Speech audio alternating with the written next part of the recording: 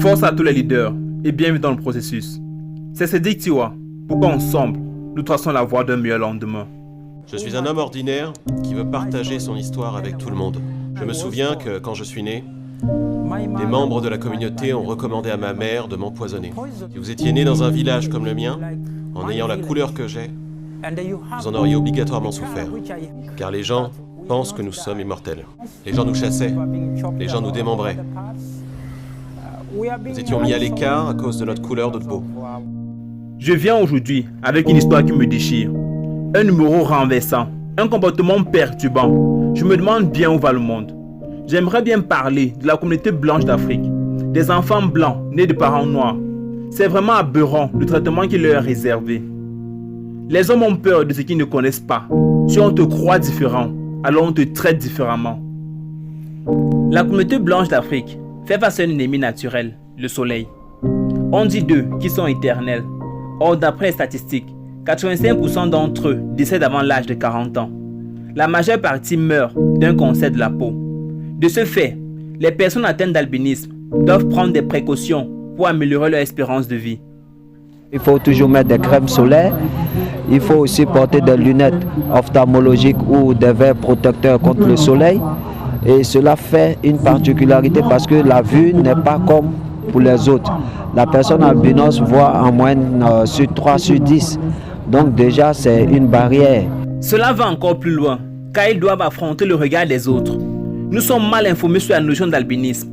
Et la communauté blanche d'Afrique en paye le prix. Le regard des autres, ça c'est récurrent. On ne peut pas faire une journée sans confronter ce problème. Des gens qui vous crachent. Quand ils vous voient, des gens qui vous fuient. Des gens dans le véhicule de transport commun qui changent de place quand ils vous voient. Ou bien qui ont peur de s'asseoir sous prétexte que peut-être tu vas leur contaminer. Ou bien on dit que si une personne albinos est assise à côté d'une femme enceinte, son enfant va devenir albinos. Donc ce préjugé fait qu'il y a des barrières qui existent. Plus grave encore, certains tradis praticiens laissent croire que les membres, les organes et même les cheveux de l'albinos peuvent vous rendre riche. Cette superstition a ouvert la porte à un massacre. Ils s'en sont pris à moi et m'ont coupé la main. Ils m'ont frappé derrière la tête avec un bâton. Ils m'ont frappé 3 fois derrière la tête, puis au visage. J'ai perdu connaissance. Et quand je me suis réveillé, j'ai vu que ma main gauche avait disparu. Nous sommes tellement mal informés que certains parents abandonnent leurs enfants pour fuir la malédiction. Ils pensent que c'est une malédiction, de la malchance.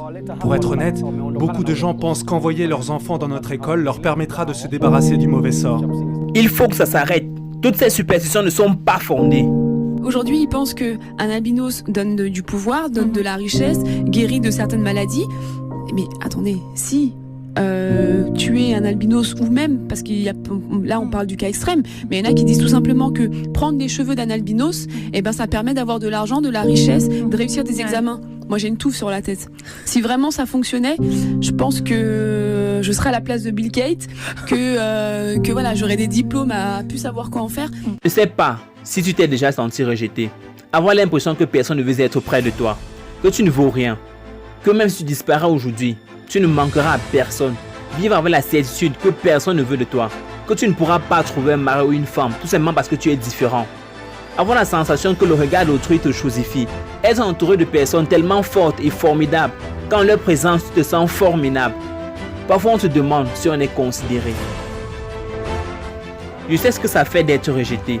Ça te brise, ça casse ton moral, ça brise tes rêves, ça détruit ta santé, ça te bloque le cerveau, ça fragilise ton système immunitaire, ça te pousse à l'inaction. Tu ne réfléchis plus, tu ne travailles plus, tu ne vis plus. Tu es juste là, comme un zombie, à attendre que ta vie s'arrête. Mais il y a des alternatives à ce problème. Le secret est de ne jamais se regarder comme une victime, mais comme un exemple. Tu dois te voir comme un modèle. Bousculer les idées reçues, ce n'est pas évident. Parce qu'il y a encore quelques semaines de ça, un enfant a été décapité en Afrique. Et on se dit, doit-on baisser les bras? Non, on ne doit pas baisser les bras. On doit continuer dans cette même lancée à finalement stopper cette mésinformation autour de l'albinisme. Anne Mokto Cécile, de nationalité camerounaise, auteure du livre à succès « Née blanche de parents noirs ». Elle est une lueur d'espoir pour les personnes atteintes d'albinisme. Elle redonne un souffle nouveau aux Blancs d'Afrique. Elle montre que les personnes albinos sont des êtres à part entière, Vous devriez lire son livre. Il changera votre conception de l'albinisme. Les fausses croyances doivent être brisées. Nantenon Keïta, fille du célèbre musicien malien Salif Keïta, a décidé de ne pas se laisser faire.